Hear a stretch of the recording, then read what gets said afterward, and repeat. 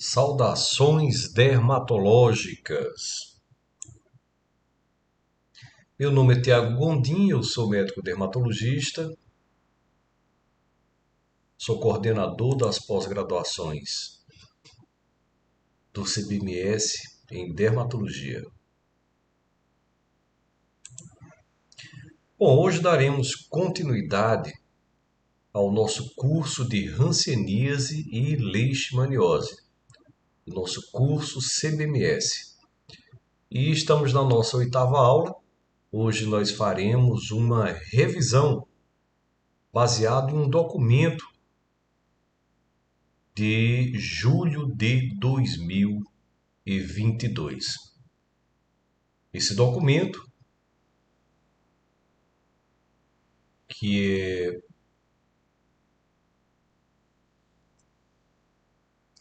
do Ministério da Saúde, da Secretaria de Ciência, Tecnologia, Inovação e Insumos Estratégicos em Saúde.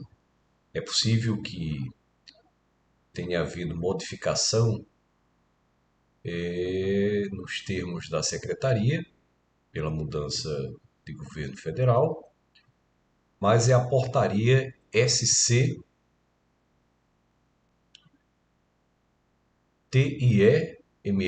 número 67, de 7 de julho de 2022. Então, hoje nós faremos uma leitura sobre o documento e discutiremos passo a passo. Isso vai funcionar como uma excelente revisão. Possivelmente nós teremos aí mais de uma aula para fazer essa leitura como discussão.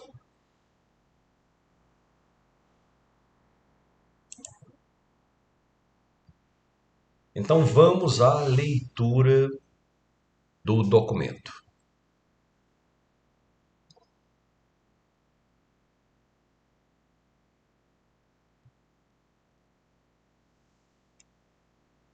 Então, documento do Ministério da Saúde, a portaria SC-TIE-MS, número 67, de 7 de julho de 2022.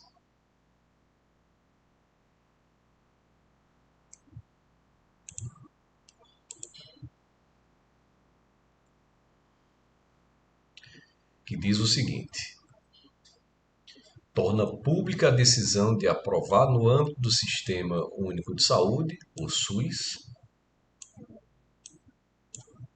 o protocolo clínico e diretrizes terapêuticas da hanseníase.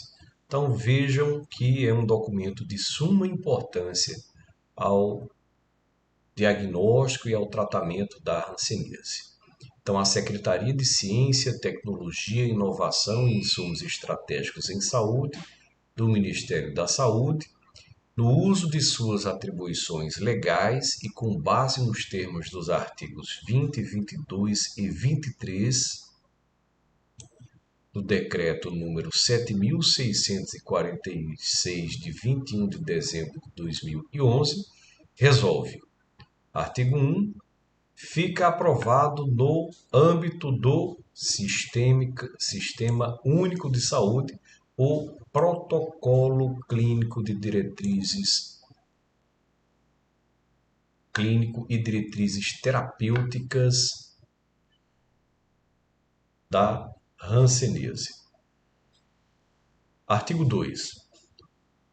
O relatório de recomendação da Comissão Nacional de Incorporação de Tecnologia no Sistema Único de Saúde, CONITEC, estará disponível no endereço eletrônico. E aqui consta o endereço eletrônico, inclusive no artigo é um hiperlink. Artigo 3. Esta portaria entra em vigor na data de sua publicação. E aqui a pessoa que assina. Então vamos então ao protocolo clínico e diretrizes terapêuticas da hanseníase. E vamos fazendo a discussão em seu ponto a ponto. Então começa pela introdução, onde diz que a hanseníase é uma doença infecciosa de evolução crônica, é uma doença curável, isso é muito importante nos termos de nossa discussão da hanseníase, é uma patologia perfeitamente tratável e curável. Ainda permanece endêmica em várias regiões do mundo. O Brasil é uma dessas regiões, principalmente Índia, Brasil e Indonésia. Está associada à pobreza, e aqui vai uma crítica construtiva.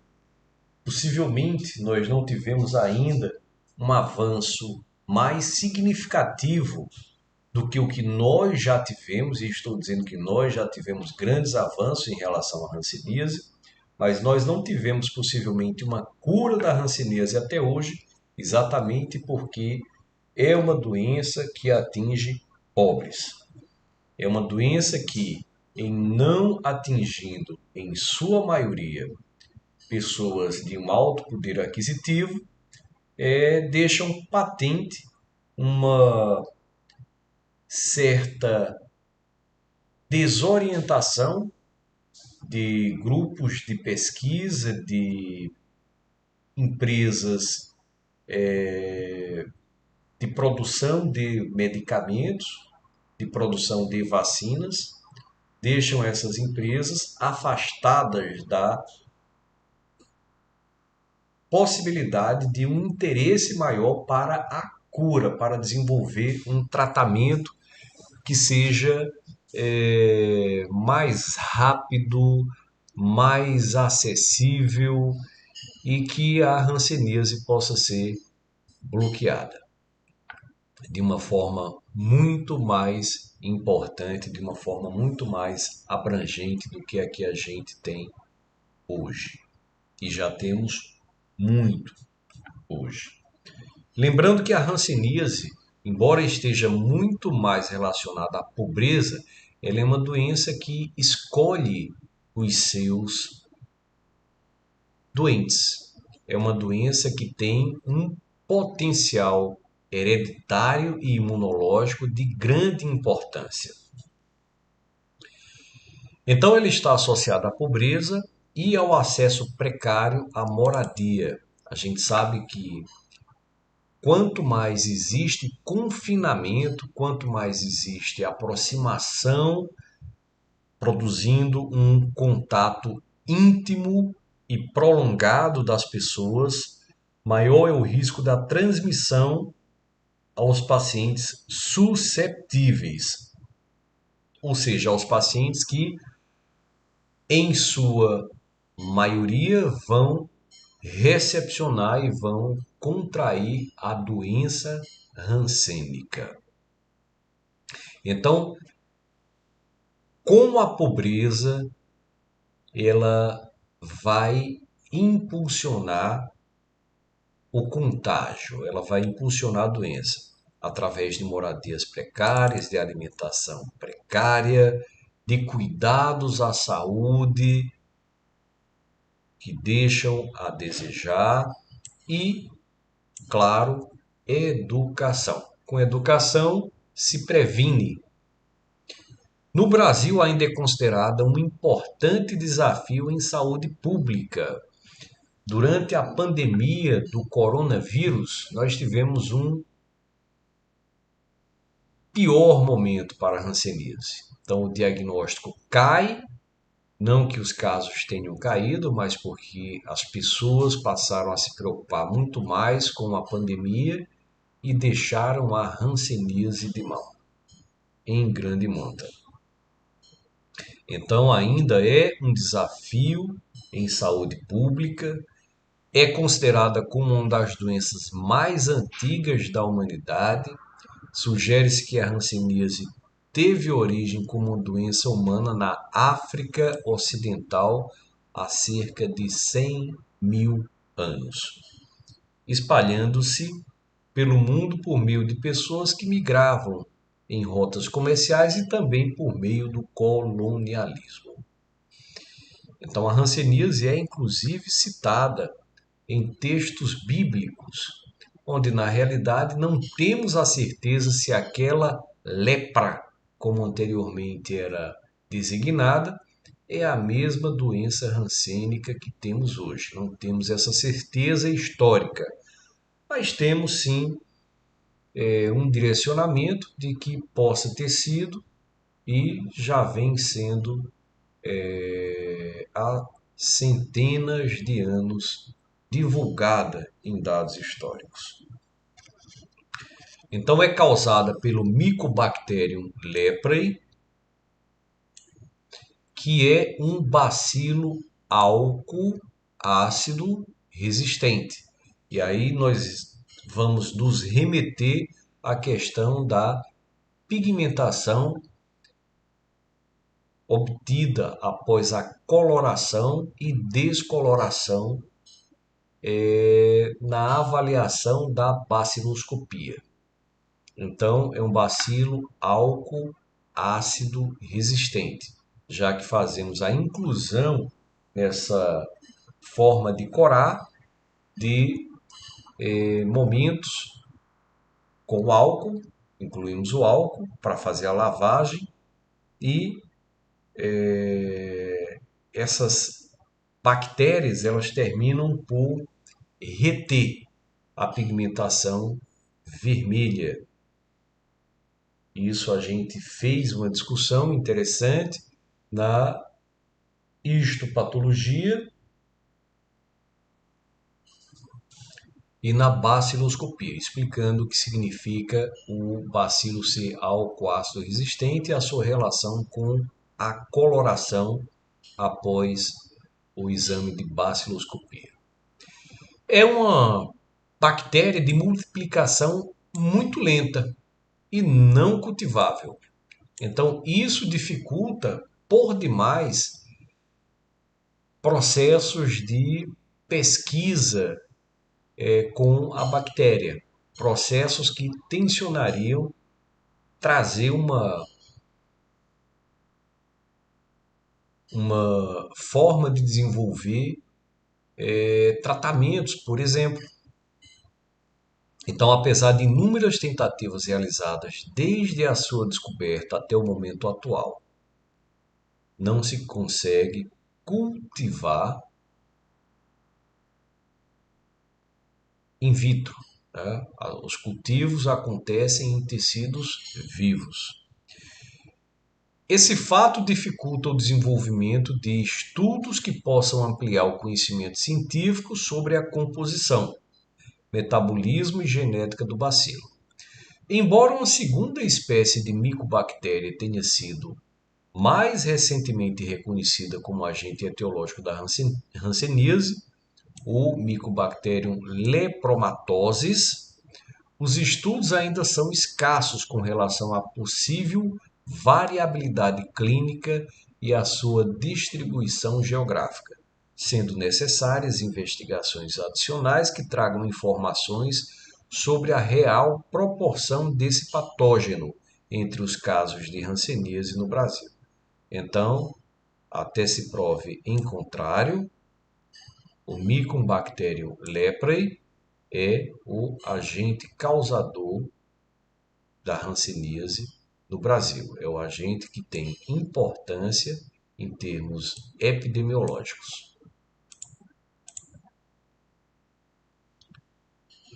Desse modo, o presente protocolo designará apenas o Mycobacterium leprae sempre que se referir ao agente causador da hanseníase. A alternativa alternativamente será usado o termo bacilo de Hansen. Então, a principal fonte de infecção pelo bacilo são indivíduos acometidos pela hanseníase não tratados e com alta carga bacilar. Então, a transmissão ela está alocada em pacientes multibacilares não tratados. Sabemos que com a primeira dose da rifampicina, a hanseníase praticamente se torna não transmissível com a primeira dose da rifampicina. Então, temos que a infecção ela é transmitida, o elo de ligação do bacilo acontece quando se tem um paciente susceptível, ou seja, um paciente familiar, um paciente com a carga genética muito próxima ao do paciente com a doença. Então, esse paciente doente de hanseníase, ele, para transmitir, precisa ser multibacilar, ou seja, com alta carga de bacilos. Aquele paciente que a gente discutiu que está muito mais afeito à via TH2. Então, esse paciente elimina o bacilo Mycobacterium leprae pelas vias aéreas superiores. Acredita-se que essa também seja a porta de entrada do bacilo no organismo. Então, a crença é que o paciente multibacilar libera a micobactéria pelas vias aéreas superiores e o indivíduo susceptível ele tem o contato e a porta de entrada também acontece pelas vias aéreas superiores.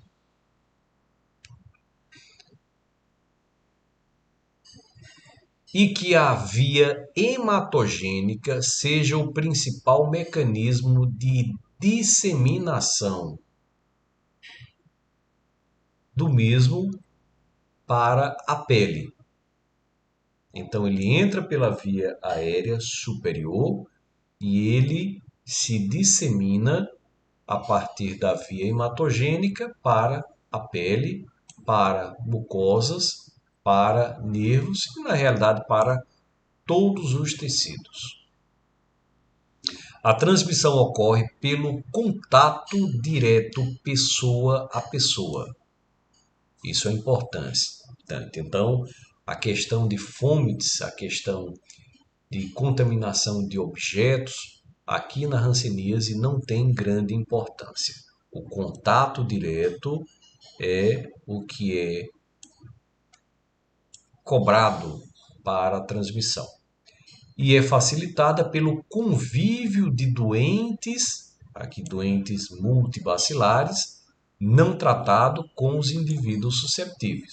Por isso nós dizemos que a hanseníase não é para todos. A hanseníase é para quem pode ter hanseníase. A hanseníase é para indivíduos susceptíveis, indivíduos geneticamente susceptíveis à infecção.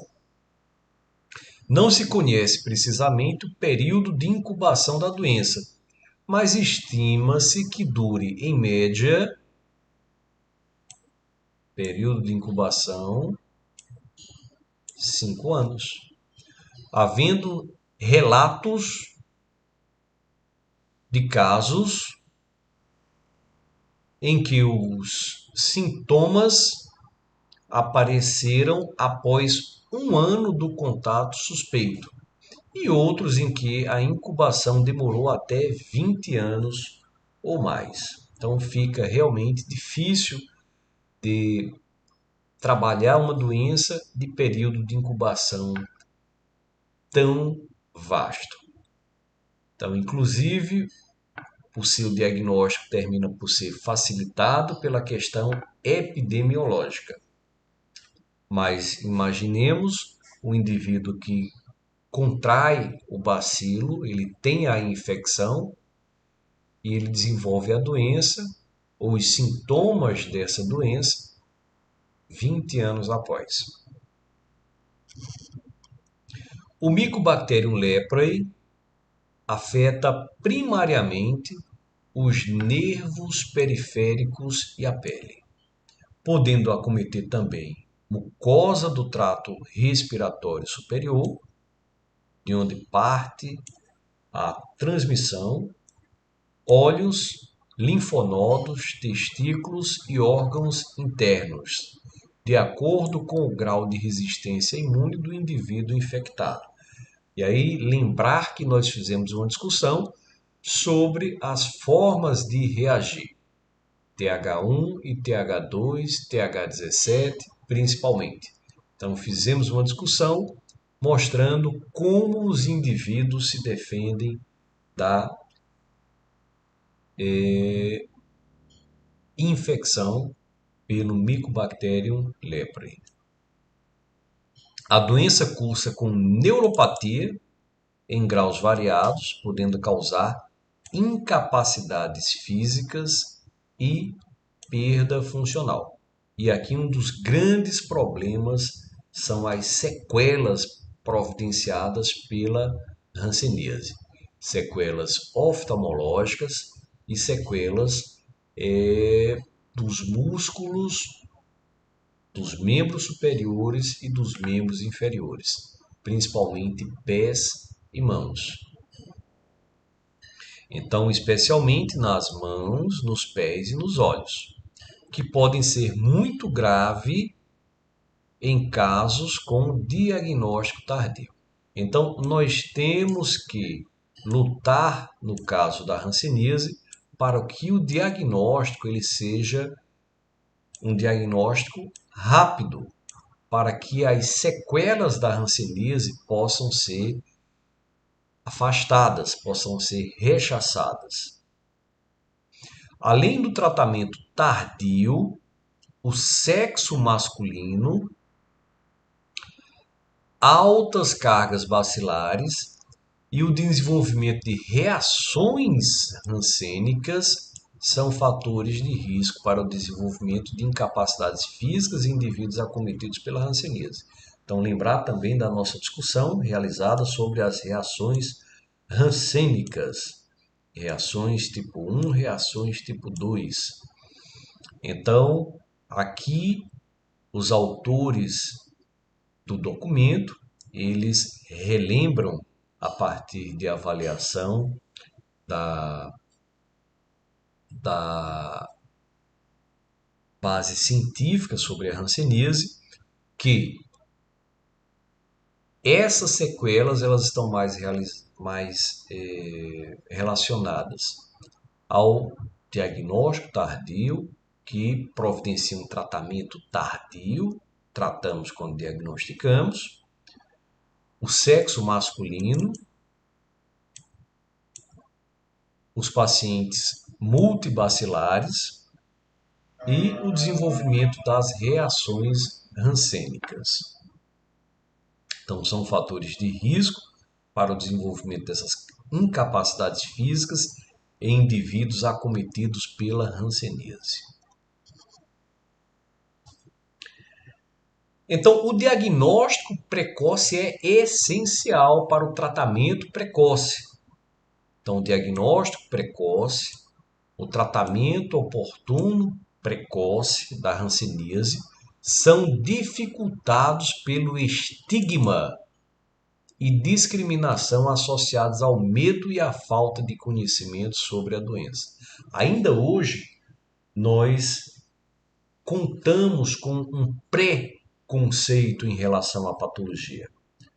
Ainda hoje, nós observamos que médicos e até mesmo médicos dermatologistas não têm bases científicas apuradas sobre a hanseníase.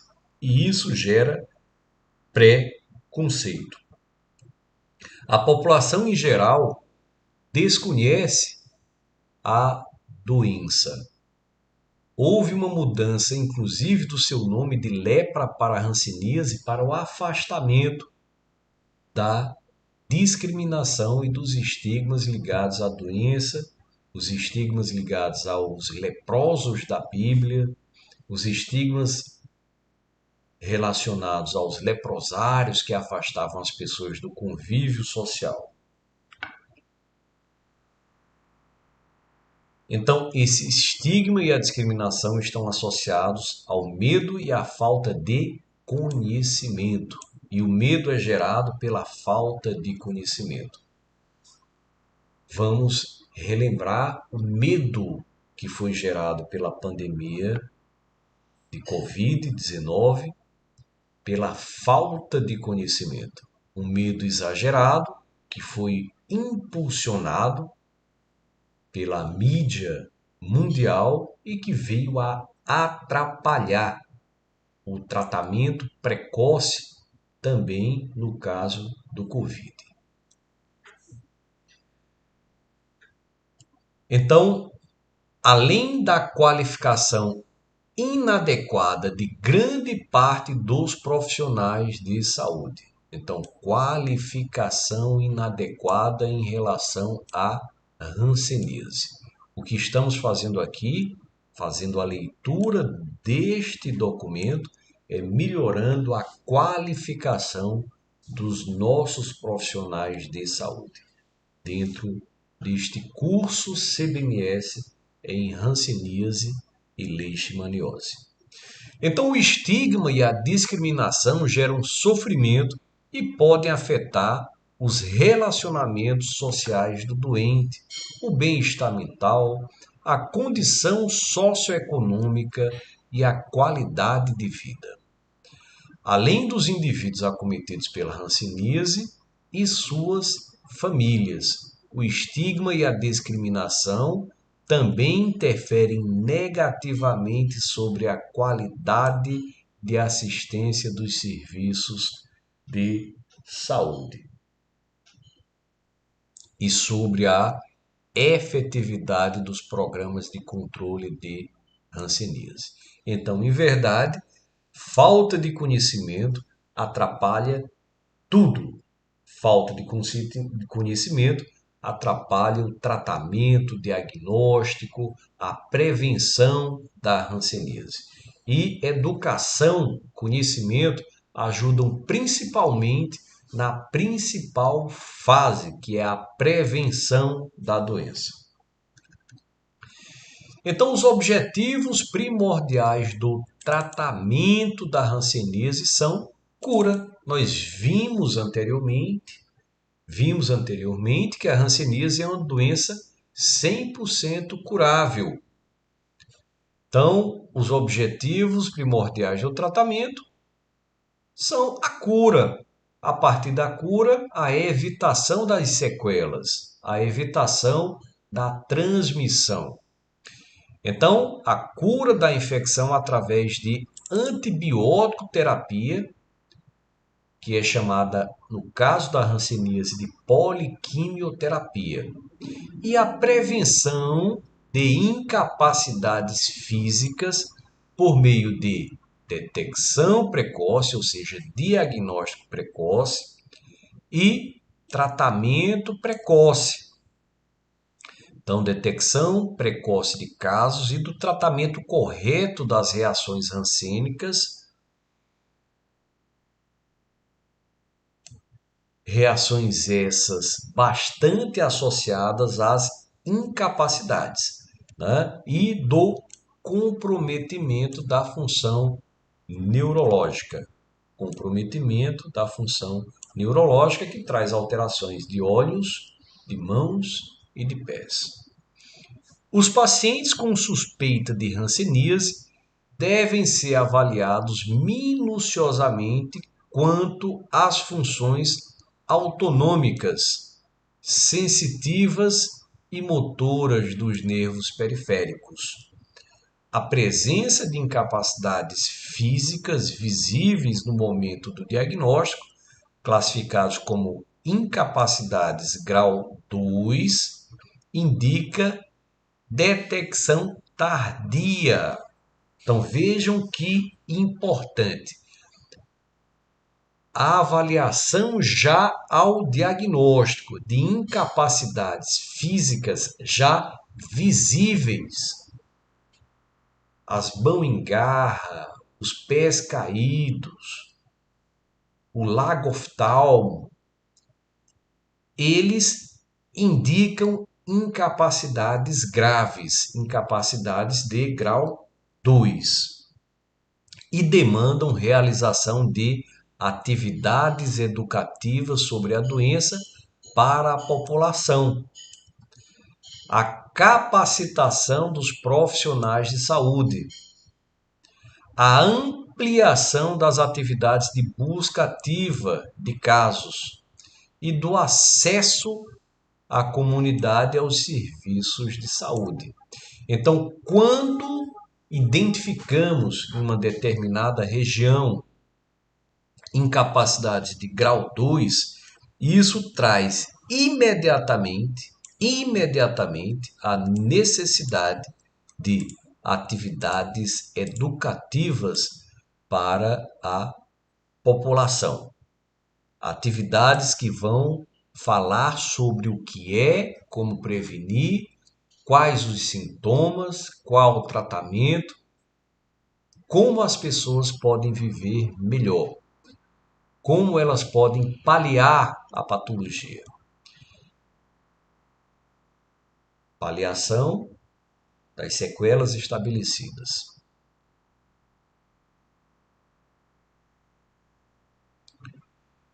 Então, eu devo providenciar essas atividades. Da mesma forma, eu devo providenciar atividades educativas para profissionais de saúde, trazendo uma melhor capacitação em termos de diagnóstico, em termos de tratamento da hanseníase. Eu devo ampliar as atividades de busca ativa. Eu devo procurar, principalmente, dentre os contactantes dos pacientes diagnosticados. Eu devo realizar ações sociais para a busca do diagnóstico. E eu devo prover a população de um melhor acesso aos serviços de saúde. Então, casos de hanseníase em menores de 15 anos de idade indicam transmissão recente, traduzindo o convívio das crianças com casos de hanseníase ainda não tratados. Então, essas crianças têm contato com pacientes com alta carga bacilar. E isso é um importante indicador para vigilância de contatos e monitoramento da endemia na comunidade. Sempre que tivermos menores de 15 anos de idade acometidos pela doença, qual o significado disso? Existe transmissão recente. Então, isso é importante do ponto de vista epidemiológico, do ponto de vista de saúde pública. Casos de menores de 15 anos referenciam transmissão recente, sendo um importante indicador para a vigilância de contatos e monitoramento da endemia na comunidade. Então, as equipes de saúde, especialmente aquelas atuantes no nível de atuação primária à saúde, devem estar aptas a reconhecer precocemente os sinais e sintomas da doença e identificar prontamente os sinais das reações rancênicas, visto que essas reações estão extremamente relacionadas ao que tem de pior na hanseníase, que são as sequelas.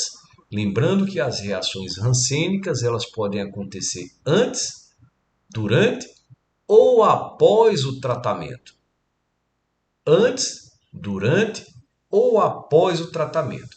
Após o tratamento, porque embora os bacilos sejam mortos pela poliquimioterapia, existe uma deficiência muito grande dos macrófagos em fazerem a limpeza desses tecidos, em retirar os bacilos. Então, esses bacilos passam anos até serem totalmente depurados. Havendo uma depuração, os casos de reações rancênicas se tornam cada vez mais distantes.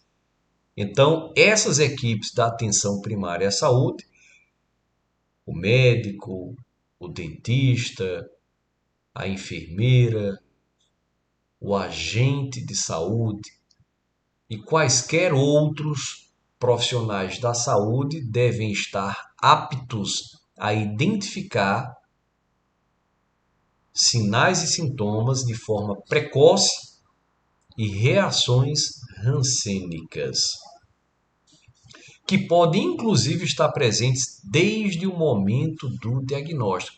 A gente falou que em torno de 20% das reações rancênicas acontecem antes do tratamento. Se são situações anteriores ao tratamento, podemos concluir que o diagnóstico ainda também não foi realizado. Então, podem estar presentes desde o momento do diagnóstico. Além disso, a equipe deve estar capacitada para definir corretamente a classificação operacional do caso e para indicar o esquema terapêutico adequado. A partir dessa classificação operacional, se faz a indicação do tempo de tratamento da patologia. Lembrando que as reações rancênicas, elas acontecem 50% durante o tratamento e 30% após o tratamento. Então, definir corretamente e classificar, indicar o esquema terapêutico adequado para avaliar e monitorar a função dos nervos periféricos, orientando sobre a prevenção das incapacidades físicas e para acompanhar corretamente a resposta terapêutica e os efeitos colaterais da poliquimioterapia. Hoje a poliquimioterapia única e dos medicamentos antirreacionais. Então, se eu vou indicar um esquema terapêutico, possivelmente eu estou falando na indicação do modo de tratar a patologia e do modo de tratar as reações rancênicas.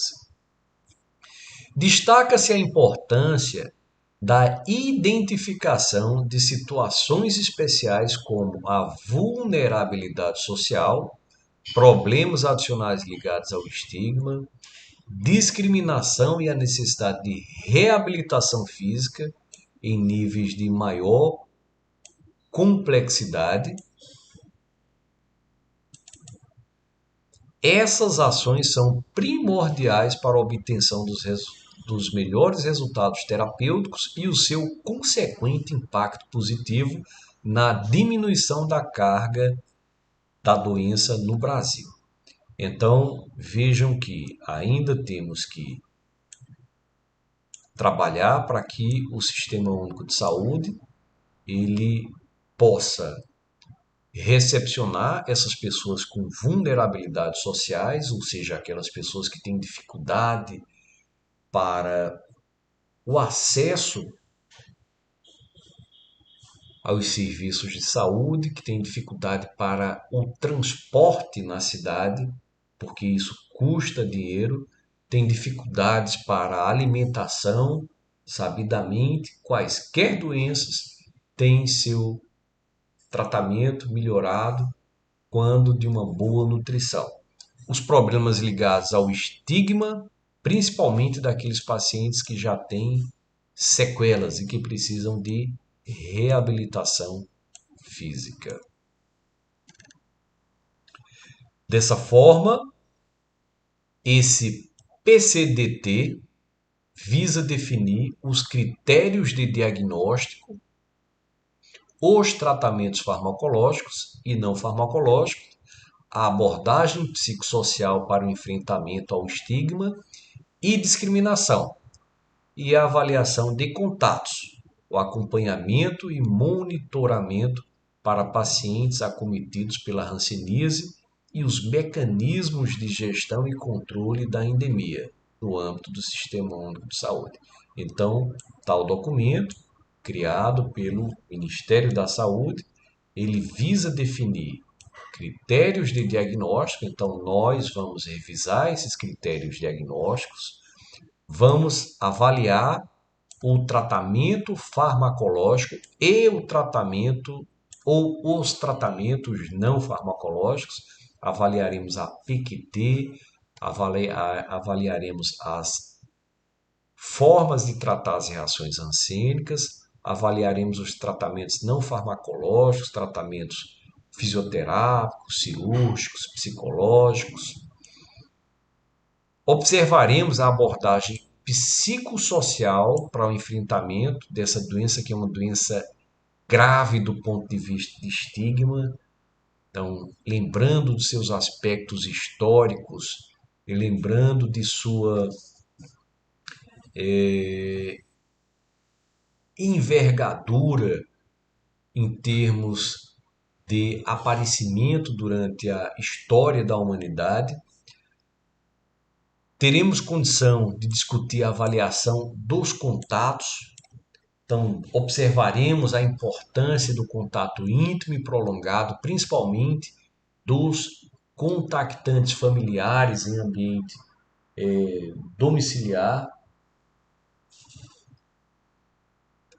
Observaremos a questão do acompanhamento do paciente e o monitoramento desses pacientes acometidos pela hanseníase, bem como os mecanismos de gestão e controle da endemia no âmbito do SUS.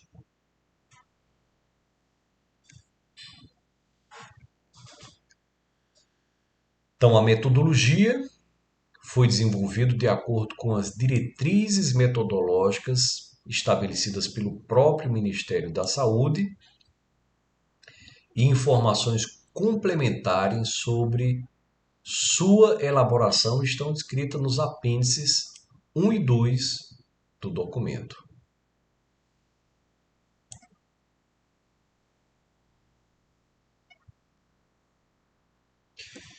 Então, por hora, faremos uma pausa, voltaremos na aula número 9 para a discussão continuada do documento, iniciando com a classificação.